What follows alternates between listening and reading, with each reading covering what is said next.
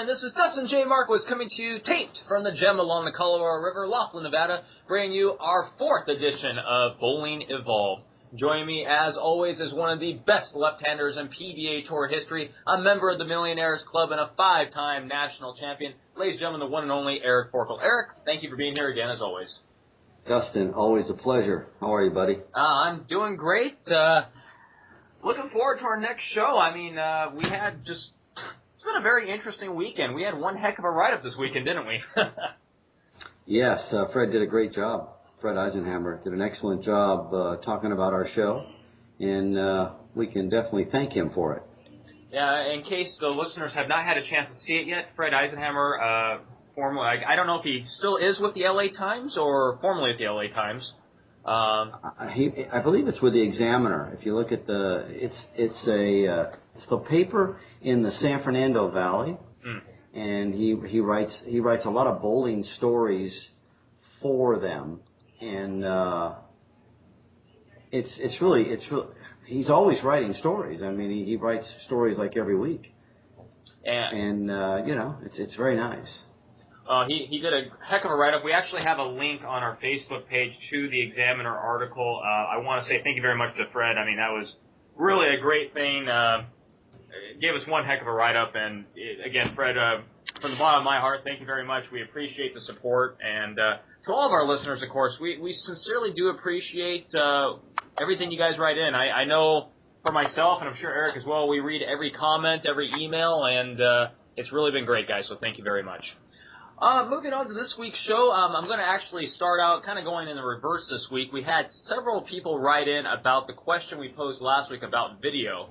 And I think the one that really caught my attention the most was from London Stein had actually wrote in. He wanted us to make videos of us actually bowling, giving physical reviews, trick bowling, things of that nature. I'm all for it, Eric. Well, what do you think? Absolutely, we could do some stuff like that.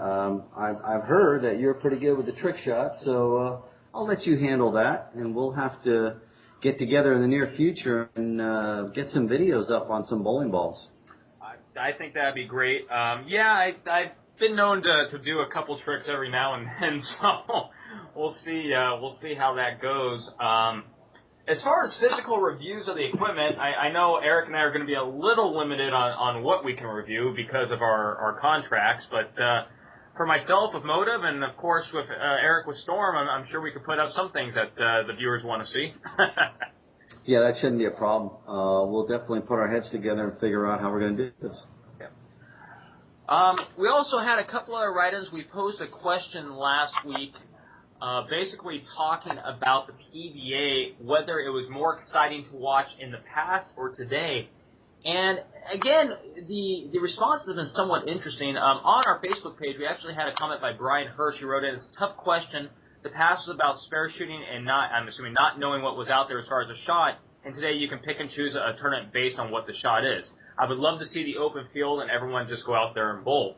Now, Eric, you were in the days of the rabbit squads and whatnot. Do you feel that the game was more fun, more competitive in the past than it is now?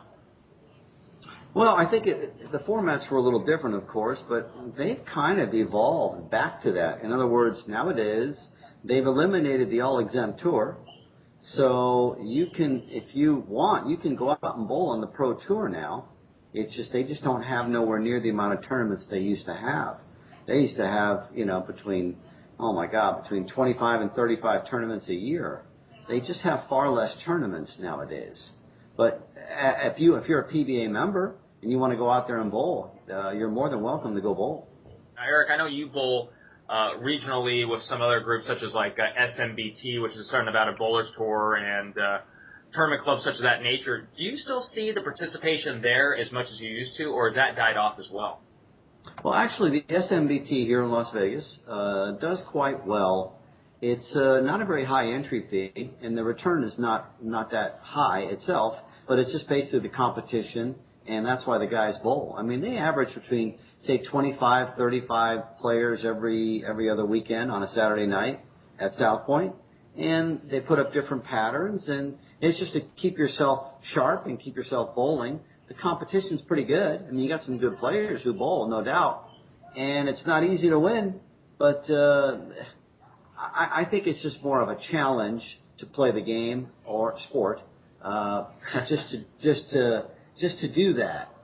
It's not a big money-making situation. It's just competition, and that's what most good bowlers like. They like to compete, whether it's amongst themselves or amongst the patterns they bowl on. It's all about the competition. It's not, and I think that's what drives the scratch bowler. And if you're a scratch bowler, it's something to bowl, and they are far few between nowadays for people who want to bowl scratch. You don't have a lot of stuff to bowl anymore. So whenever there is something, it would do yourself well to go out and support it for the people who are putting on these events. They don't make a great deal of money out of these events, and I would always recommend people who are interested definitely go out and support them because they're trying to help keep the scratch end of the game going. Well, it almost seems like to me that scratch has become a four-letter word in the modern game. Would you think that's a fair assessment? Well, yeah, because I mean, obviously, the bowling end of it is recreational leagues, and those are all handicapped bowlers, just your average bowler. And the recreation is, weekends, birthday parties, kids just playing, and it's not the scratch bowler always has been a very small percentage of bowling, and unfortunately, I think it's gotten smaller over the years. Do you think there's a reason that scratch bowlers have lost respect over the years? Well, I just think that there's other things that they'd rather do come the weekends, and I think it's just not. How can I explain? It's not what it used to be. In other words, there's not as many good scratch tournaments available that have a decent payoff, and to travel expense-wise to go to these tournaments, it costs money to drive, it costs entry fee, food, hotel. What you have to spend in relationship to what you're playing for, it just doesn't really make sense anymore. It seemed to be, things were a little cheaper in the past.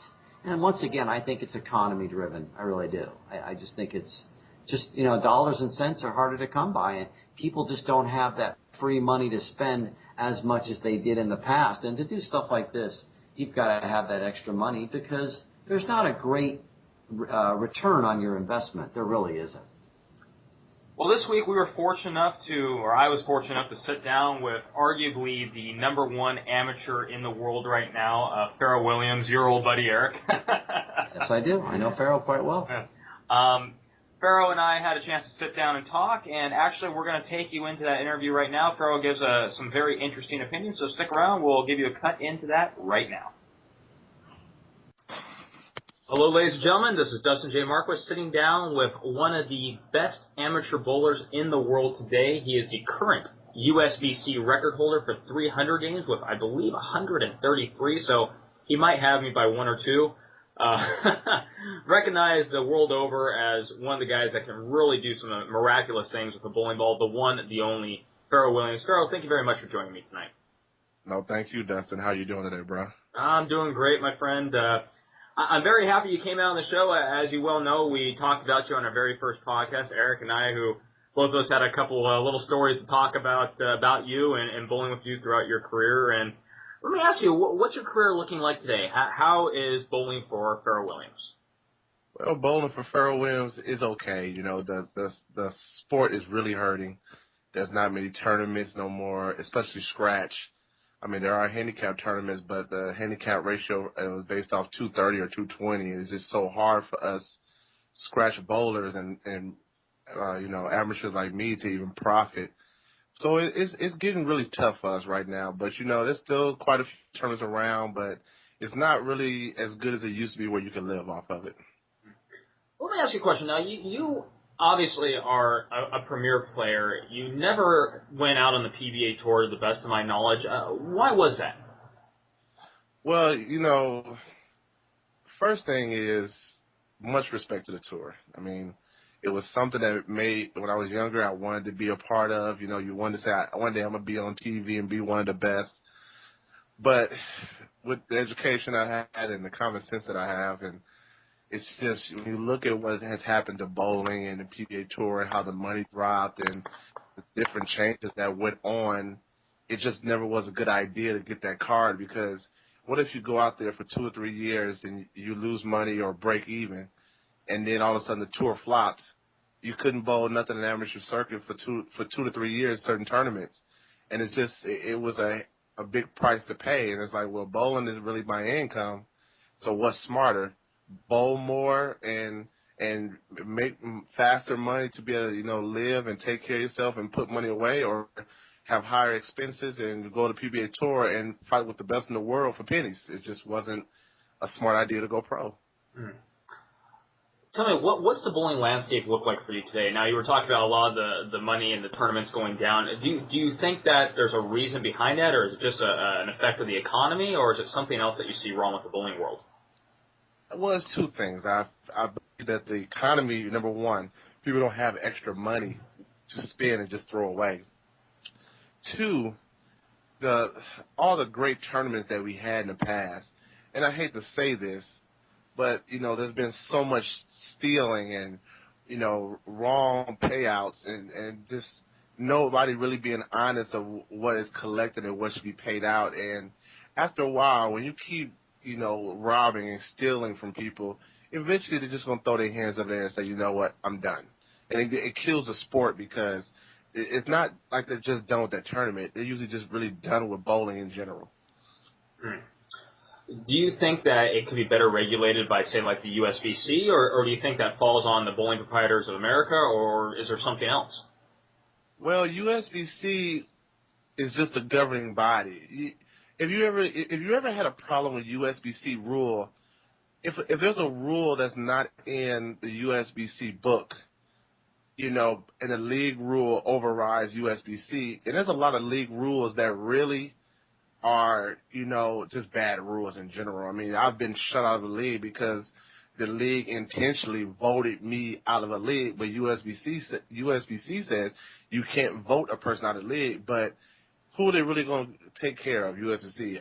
One bowler, or take care of a million bowlers? And it's like, if one bowler has to get kicked out, it's just, USBC it's good for the sport, but when it comes to for the tournaments and, prize funds being correct, they have no control over that. They're just worried about their own income and growing the leagues and growing sanctions.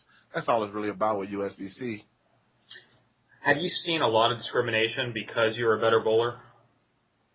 Very much so. I've been barred out of a league. I've had rules in a tournament to keep me away, or I've had rules in a tournament to make sure that if I bowl, my score will get negative pins.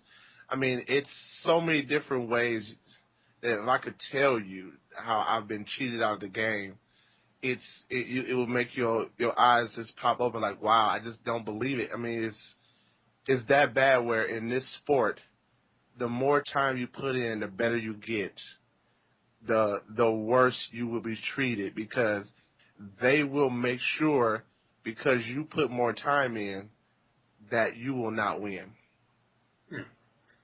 Now, were you prepared for that when you made the conscious decision to stay on the amateur circuit? I mean, because obviously if you were this way on the pro tour, there's not a whole lot that they would be able to do, obviously as far as handicaps and whatnot go. Were you expecting that, staying as an amateur?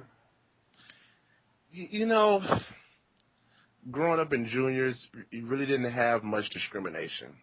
Even though you knew it was a discrimination still there, because it's everywhere in the world.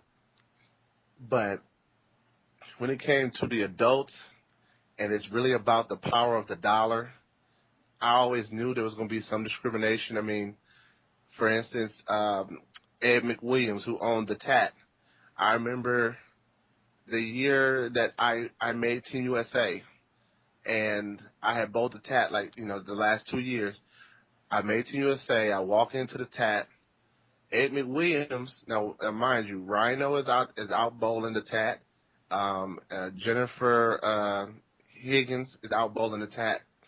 And he comes up to me and says, I can't let you bowl because 10 people asked, is that FERO Williams? You're going to ruin my tournament, and barred me out for no reason. But he let Rhino and Jennifer Higgins bowl. And it's like, wow.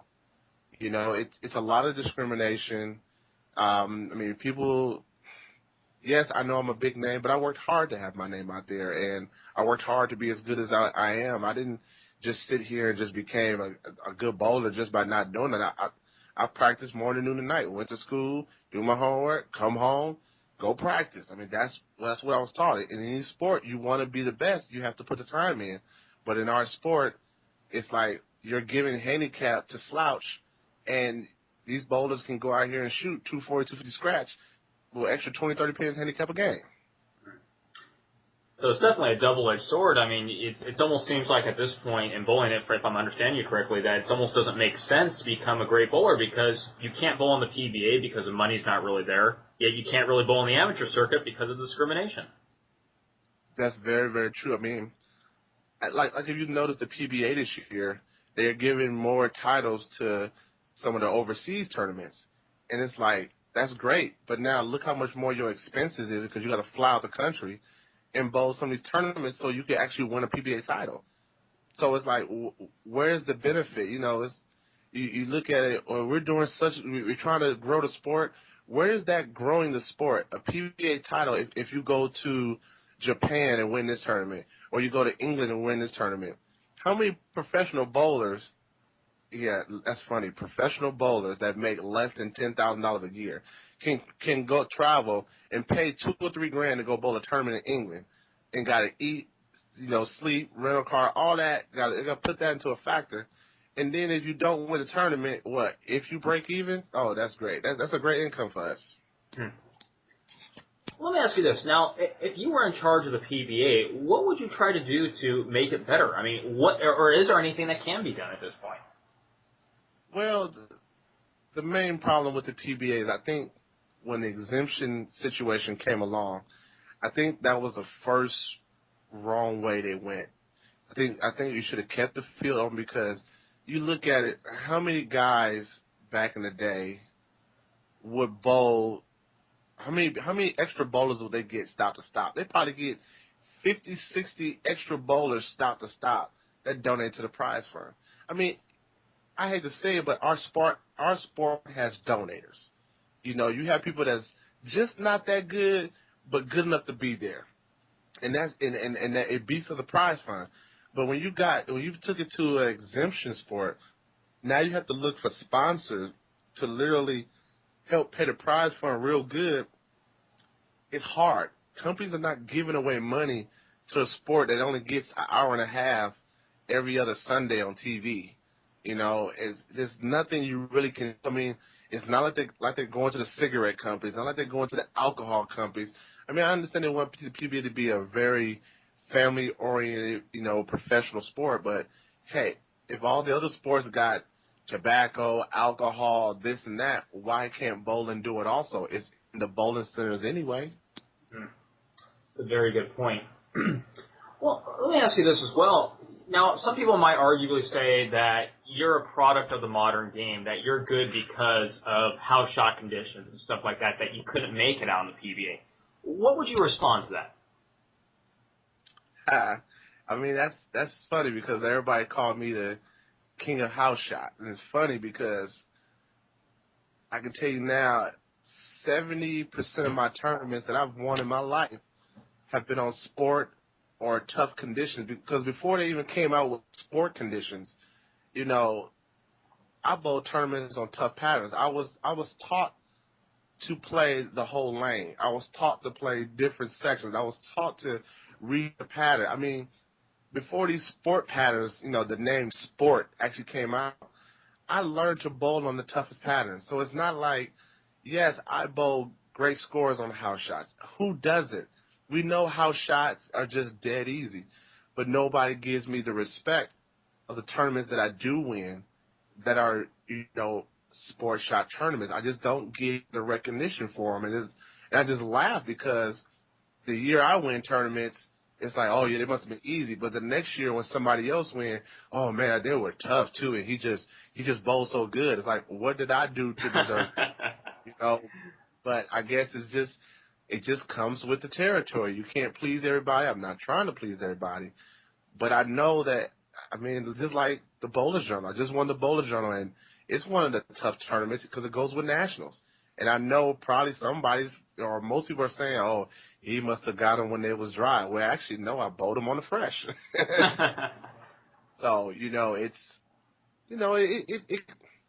it sometimes it's hurtful, but I guess nobody actually realized that, yeah, everybody has their day, but I've put plenty of time in. I don't just bowl on a house pattern.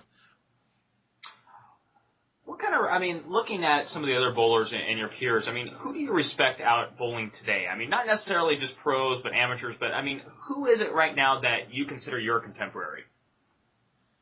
You know what? It's hard to say because I know so many great amateur bowlers that are just great bowlers. I have love for the sport. That's number one. It's not just about the money. I have love for the game, and there's bowlers that I know I have to bring my A game with, and just it's too many names just to go by and say this person, that person. It's just they know who they are, and a lot of the people in bowling know who the top amateur bowlers are, or the ones they have to watch out for in tournaments. It's so many of them. It's hard. I can't even say all their names. But I have so much respect for so many bowlers all across the country and the world that I'm just glad that I am able to be one of those few in the world to say, wow, if Farrell's bowling, he's one of the players you have to watch for. It's just like the rest of them. Well, let's talk a little bit more about respect. We had talked a little bit about off the air about our first podcast. Eric obviously had relayed a story about your youth. Do you want to kind of tell your version of that story and a little bit about what happened back then? Well, what happened was it was a banquet for, I think, Greater LA Junior All-Stars, one of the most prestigious long-running junior travel tournament in the country. And he was a guest speaker, and he came in, and I was young. I think I was like 14 or 15, and I said something smart about how does it feel to have the least amount of reds on tour. And I guess I made it turn bloodshot red. It was quite funny back when I was younger. But a couple of years later, I really thought about it. It's like, that was really dumb and stupid and very immature. But with Eric Forkel, the man can play. I have much respect for his game. I have respect for him as a person.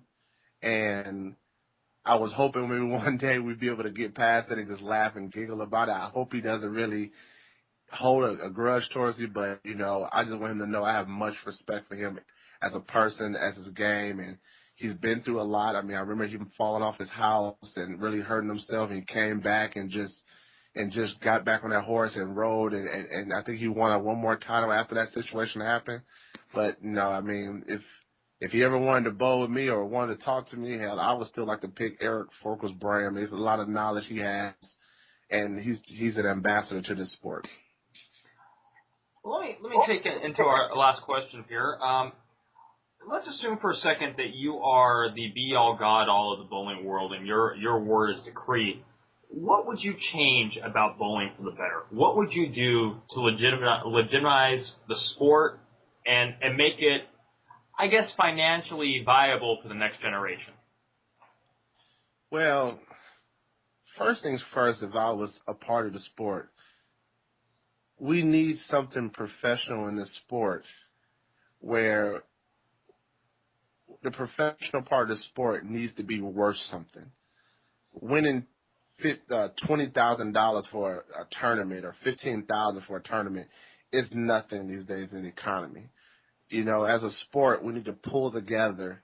And, if USBC has 1 million members, and if you took $1 from the sanction cards, so the sanction cards are $20, you took $1, and you took that $1 from every sanction card sold and put it into the PBA prize fund for the 20-some or 30-some tournaments a year, you can literally pay the $50,000 on top or $100,000 on top of tournament. Then you can find those major sponsors and make the majors be $300,000 or $400,000.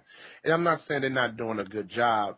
Maybe they're just not going after the right sponsors. We need to get bowling mainstream to where it gets respect in the world. Because in the United States, bowling has no respect. But if you go to other countries, they respect bowlers almost as much as they respect the NBA and NFL and baseball players. So we just need to concentrate our money together, and sanction cards, everybody buys a sanction card. No matter how much the fees go up, they complain. But if you see us going towards something, not just I'm paying for a sanction card to get some kind of fake aluminum ring with some kind of cheap gem in it, then, people will respect it more and say, hey, my money's going to the PBA, and maybe I might not ever be out there, but at least the prize fund's worth it. I mean, because right now our prize fund in our majors and our tournaments are a joke. We are the laughing stock of all sports. So I guess I'll ask this question too. Why is it that bowlers don't get respect in the United States? Well, there's too many other sports. One, you look at it, bowling was stronger back in the 80s, 70s, the 60s, but all the other sports was just starting to come up, and bowling was strong. It was in its prime. Junior leagues, full house. Leagues, you have morning leagues, evening leagues, and late night leagues. You had so much bowling going on. Now, parents are not taking their kids to Saturday morning junior leagues no more. If they do take their kids, they take them and drop them off like it's a babysitter. My mother and father stood behind me every Saturday morning and watched me bowl in a lot of tournaments.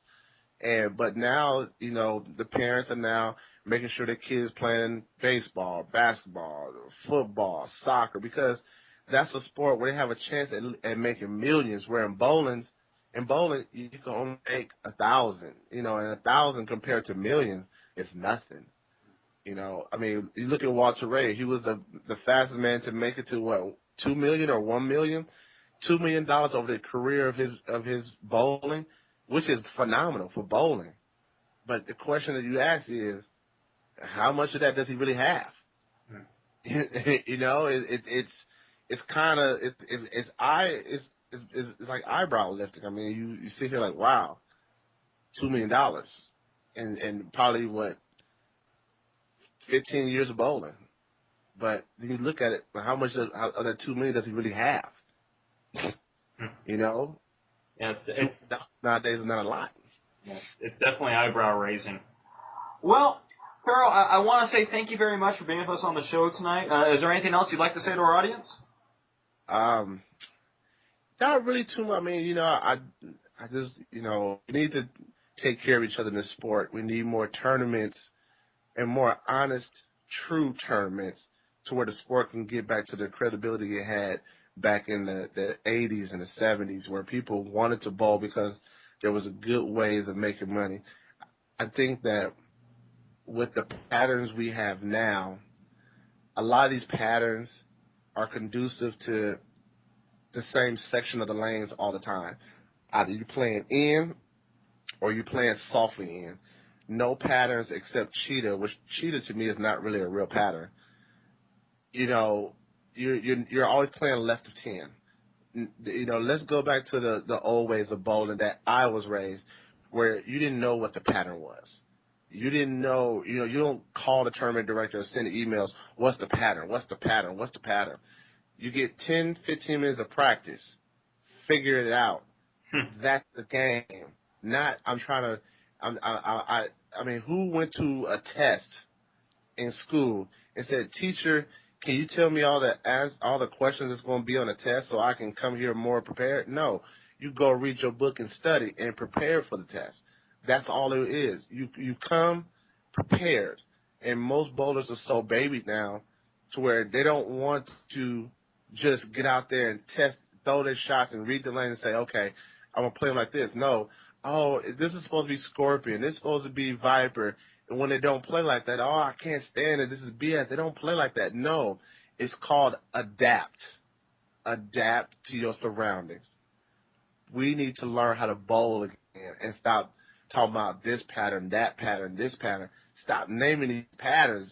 Just put out something and let people bowl. That's what bowling was meant to be.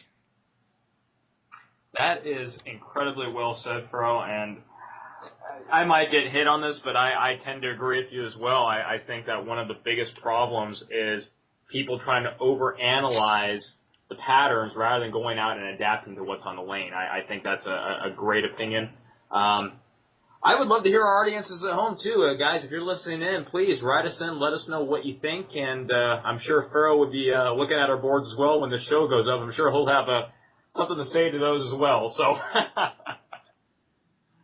well, FERO, that's going to take it. Once again, thank you very much for joining me tonight. Thank you for having me, and you guys have a wonderful night. Well, definitely some really interesting words there from FERO. Eric, any thoughts? Well, I know the part where he talks about the patterns. I mean, years ago, when we used to bowl regionals, they didn't have patterns per se. They would just do the lanes. So when you would go to a regional, you never knew what they were you didn't know if it was going to be a short pattern, a long pattern, high scoring, low scoring. You just showed up and bowled. Nowadays, everything is more specific. You got the cheetah, shark, chameleon, viper. And I think what happens is certain people like to bowl on specific patterns, and you know what? They avoid the other ones. Well, that's their prerogative, but if those things weren't online, then people wouldn't have the choice. They would just go to bowl. I think that doesn't help the entries. You can almost bet if they're going to run the cheetah pattern, you're going to get a lot of entries.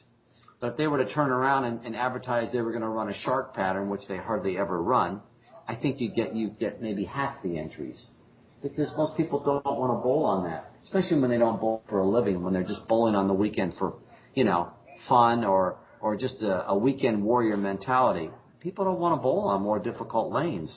So by looking at online and seeing what kind of pattern it's going to be, well, people can pick and choose. I don't think that's been beneficial, to be honest with you. I wouldn't mind if they went back to the old days where you just showed up and bowled if you wanted to bowl. That's the way it used to be. Do you fault FERO on his opinions on why he didn't become a pro? Basically citing, the lack of money and the amount of money and possible money, I should say, more so on the amateur circuit than on the pro circuit? No, I don't fault him at all. It's been that way for a lot of years. I've said, and I think I've said it a few times, I'm always amazed that people actually want to try to get really good and go out on the pro tour because of what's involved. There's a lot of amateur tournaments you can bowl. They still have the amateur tournaments in Vegas where they don't allow certain PBA members or even champions to bowl. They just don't allow it. So there is still some good amateur bowling available. It's still not quite what it used to be. It's still a little different, but they still have a lot of options. But you could still be an amateur and bowl some PBA stuff and still retain your amateur status if you don't join. So there is that. And you can also bowl the Masters, which is an event that is open to amateurs and professionals, all competing under the same roof. So you don't necessarily have to be a PBA member, But I think there's a lot of reasons why people don't join the PBA, and they're quite content being a high-paying amateur bowler. Now, let me take yourself personally. As far as FERO was talking about the discrimination supposedly against the scratch bowler, and of course I have my own opinions on that as well as a scratch bowler. But yourself personally, did you ever experience that? Going to bowl other events? Well, yeah. If you were a PBA champion and if you've won national titles, heck, you could have won national titles 25 years ago. But if you've won a bunch of them or so many, they don't allow you to bowl in a lot of amateur tournaments, even to this day, 25 years later, which I think is ridiculous. I just think that's crazy. Mm-hmm. So yeah, I have definitely felt that if you happen to be a member of a certain group and you're not allowed to play because you won at a certain time, I think that's kind of ridiculous. To me, but I understand why they do it, because these people who run these tournaments, they don't want the people to get scared away, so to speak, because the pros are going to be there. And, it's been going on for years. That's definitely been around a long time.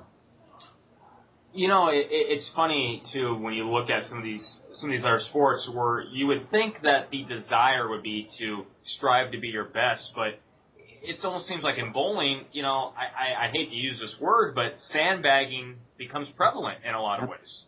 Well, yeah. There's a lot of organizations out there where you see people bowl quite well, and they do it through sandbagging techniques and all that kind of stuff, and they'll play for a lot of money too. I mean, there's some organizations that are out there that, they either allow it or they just deal with it because they want their entries. It is kind of hard to watch. If you're a good scratch bowler and you watch some of these people bowling for $10,000-$15,000, and they're sandbagging to get there with their averages. They miss on purpose, or they blow spares on purpose, or they do all this just to keep their average down low. That's just for me. That's like rubbing your fingernails on the chalkboard. I just think that's like the worst thing in the world. I don't understand that, because if you're a professional or you're a really good player, you work hard on your game to get better and get as good as you can. And to get up there and just throw pins away just to keep your average down low so you can get these pins, I just think that's just I don't understand. I mean, I understand why they do it, but I have no respect for people who do that, to be honest with you. It's almost like they're spitting in the face of bowling. I think so, yeah, somewhat, and they get rewarded for it because they play within that rule.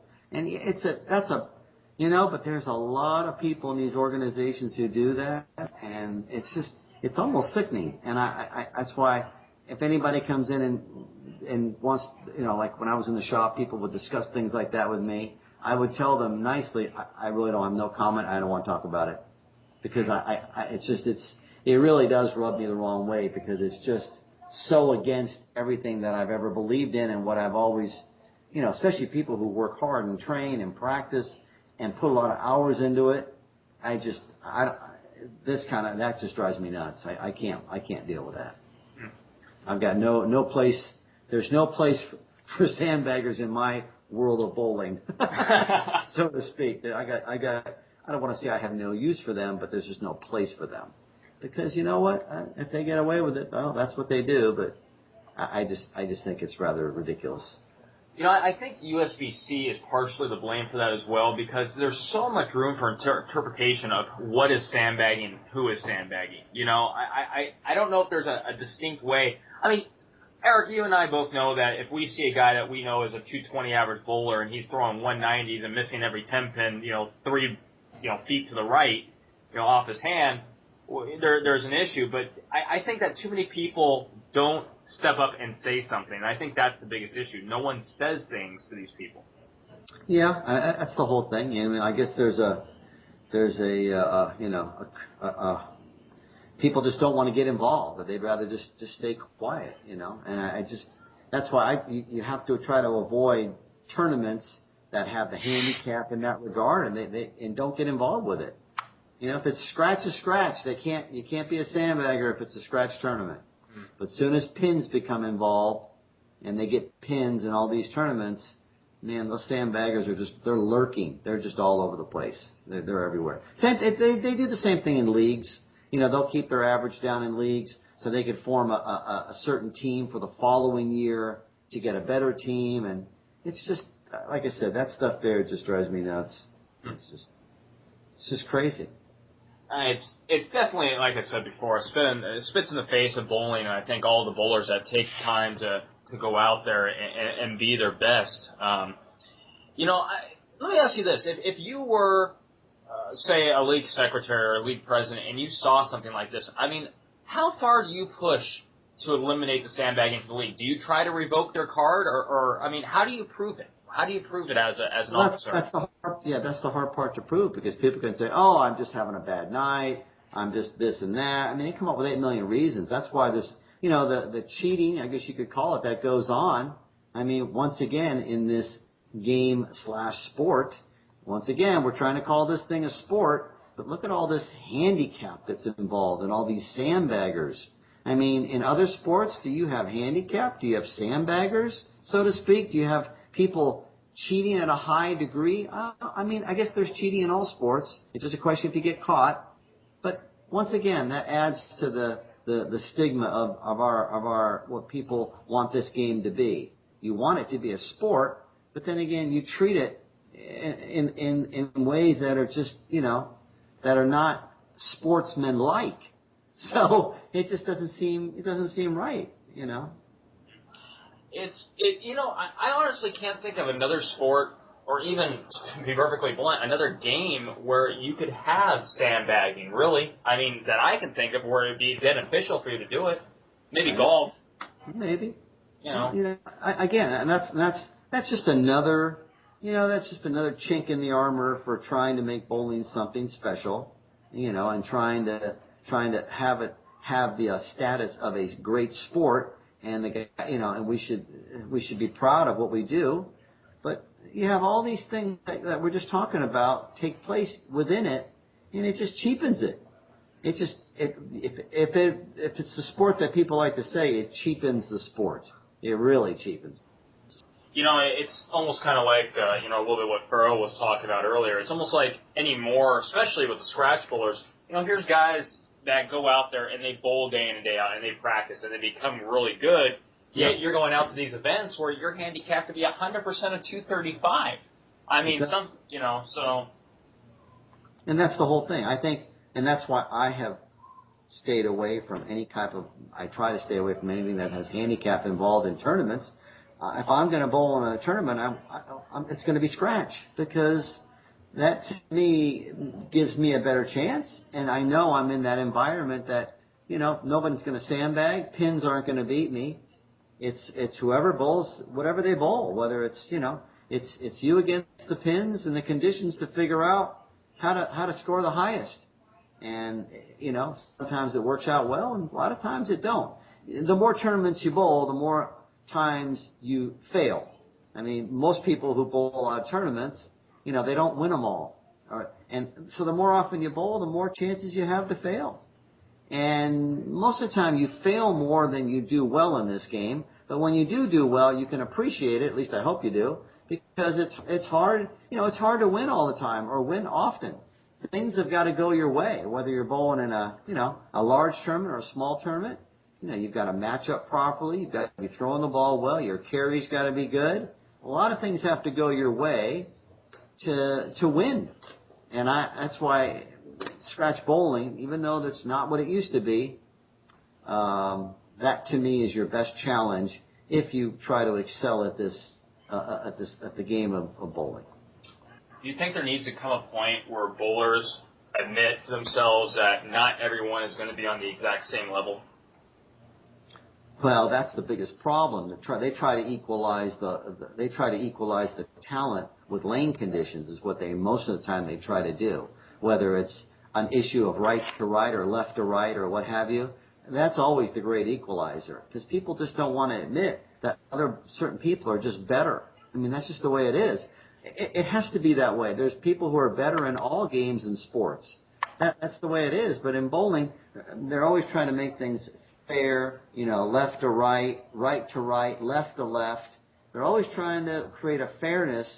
But the great bowlers are still going to bowl well, whether the lanes are really hard or whether the lanes are really easy. The cream normally will rise to the top. That's why you'll notice most of the time on the Pro Tour, when they have the longer formats and they bowl a lot of games and they bowl the round-robin match play, the cream or the top players normally by the end of the week, they seem to rise to the top. Well, that's going to take us here into the end of our show. We do have one email that came in that I kind of relates to this, and I do want to read this on. This comes in from Bobby S. He writes in, he says, "Guys, love the show. I got a question, though, about the quality of the game. You guys were talking earlier about, in fact, one of the shows we were talking about the tournament play and whatnot, or equipment, I should say. I believe is what he's referring to. He asked, how important is going back to older equipment? He says, could rubber and plastic make averages make sense again? Well, is he saying eliminate resin balls and just go back to that? I'm basically what I read is what he wrote. A couple spelling errors. No, sorry. But I think that's what he's saying. He's asking is, would we have an equalization of the playing field or whatever the case is if we eliminated modern equipment, it looks like? Well, does that mean the tennis players should go back to all wood rackets? I mean, you know what? It's hard to go back in anything. Everything has changed. Everything has evolved. Okay? So I don't think that's the answer at all. Like I said, if you notice, every year when they run the U.S. Open tournament, you were just watching it earlier this evening, when they run the U.S. Open, And you'll notice the averages. The majority of the field averages about between 180 and 195. Okay? And there are a lot of people averaging 160, 170. And that's with today's modern equipment. Okay? State-of-the-art bowling balls. But because the condition is so flat and difficult, these state-of-the-art bowling balls, they don't mean much. It's up to the player to execute shots, make spares. I bowled a tournament about a month ago up in Reno, and it took under to make the finals, or right around even, which is, 2-0 average. On a house shot, that's not even close nowadays. So you can definitely take today's modern bowling balls out of the equation just by what kind of condition they lay out there. So I don't think going back to a plastic or rubber bowling ball would create a more realness to the game. I just think the game has evolved, And I think matching your cover stocks up to give yourself the best chance to carry and strike, that's become an art in itself, besides making good shots. So nowadays, if you go bowl the U.S. Open, you better make all your spares because you're not going to throw a ton of strikes. So you've got to have a great spare game. So you better work on that and make sure you're really on top of things. And that's with modern equipment and modern everything else. So I don't think you need to turn back the hands of time. I just think if you're going to be a scratch bowler or a good competitive bowler, you need to work on all aspects of your game. And spare shooting, even nowadays, is still very important because if you do miss a spare, you still got to throw 3-4 in a row to catch up. And just because the lanes are nice and the balls strike more because of the softer conditions, that still doesn't mean you can't be a bad spare shooter. The guys who are out on tour, the really top players out there, they are all excellent spare shooters. Even in this high-scoring environment, you still have to be able to make spares because spares are still part of the game. And obviously, the more challenging or difficult conditions get, well, then the spare shooting becomes more important. So if you never practice or work on your spares, one of those persons who go out and practice and then they just hit the button. If they don't strike, you hit the button and they never shoot a spare. You know what? It's not a good idea. Always shoot your spares. Always. Parker Bond, good friend of mine, one of the best spare shooters of all time on tour. I remember when I first went out on tour, I asked him, I said, Parker, what's it take to be really good out here? He said, Eric, I got to tell you. He said, make your spares. Be a great spare shooter. Well, you know what? And that's tried and true. The best players, the greatest bowlers out on tour of all time, they've all been great spare shooters. You cannot be a great bowler and not be a good spare shooter. It's almost impossible. I always will remember to the day I die a regional player by the name of Rene Castillo. I've told you this story before. When I was a kid, told me one very important lesson, and I still say it to this day. He told me, strikes make you famous, but spares make you money. Absolutely. You've got to fill, my coach used to tell me, fill the frames. Avoid, he used to tell me, and it is true. I mean, he used to say, it's the person who normally does well at a tournament or wins the tournament, it's not the person who made the best shots or had the best strike ball or did all this. It's usually the person who makes the least amount of mistakes. Because everyone's going to make mistakes, but it's whoever makes the least amount. So when you're out there bowling, the trick is really not to worry about your shots if you're throwing the ball one way or the other or worrying about this and that. The trick is, you just got to accept that you're going to make mistakes. Just try to minimize your mistakes to a high degree, and then you'll have more success than not. Very wise words, and I hope everyone listening at home takes a chance to take this out to the lanes. And remember, spare shooting is a key. Eric says so, I say so, and just about every professional in the world is going to say so, at least I would hope so, about the importance of filling frames. But that will take us into the end of our show. I want to thank you all again for listening. In case you have not done it yet, you can check us out, of course, on YouTube, searching for Bowling Evolved, or our Facebook page, facebook.com/Bowling Evolved. We welcome any and all comments, of course, ideas, hate mail towards Eric, because, again, I don't get any. So why do I always get the hate mail? I haven't had any death threats. Everything's cool. It's all good. I haven't had any problems lately. I'm good.